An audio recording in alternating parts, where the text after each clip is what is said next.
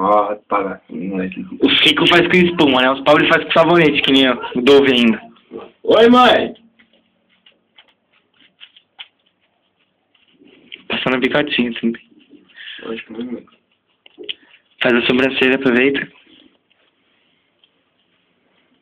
Tem uma cheirinha bom esse bagulho aqui. Tá focando legal, hein, Gu? Ah, tá no espelho, tá malandro. Pode pá. Então, foda é passar aqui em cima. Eu tô fazendo a barba! Ele tá fazendo os fiozinhos que ele tem no rosto. A minha mãe postou 10 conto comigo que eu deixava minha barba crescer por uma semana.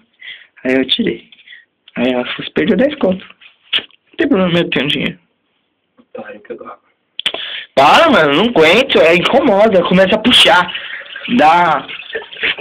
Puxando, incomoda. Mano, eu não quero me cortar, só isso, velho. Tô difícil. Mano, o gilete é o seguinte, ó. Eu sei, eu tenho as mãos. Sempre assim, ó. Nunca assim. Ou assim. Olha só. Tem algum espinho aqui, caralho.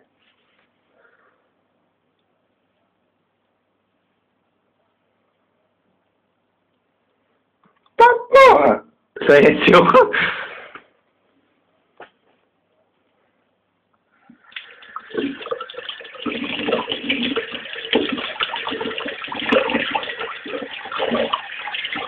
Não tudo nada no bagulho. Quê?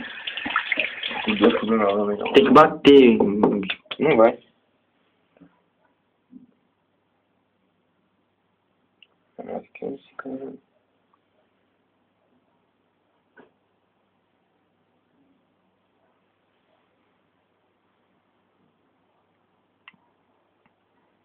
Meu irmão comprou aquelas maquininhas, tá ligado? O pai tem, mas é um lixo, velho. É, eu não gosto. Aí, você pode ficar com meus aviadores. Você viu? Sei louco, vou tentar achar essa porra.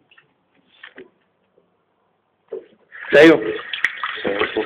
Daqui que eu tiro direto do meu. Que o meu toda hora prende. Como eu tirei já? É só você passar o dedo assim, ó. Nossa, tá full lá já. Cara, eu tô te contando, mano. A boquinha.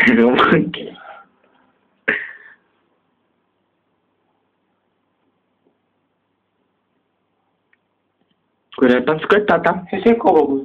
Vai cortar o pescoço. Ressecou. Puxa, Guilherme, tá secando o bagulho.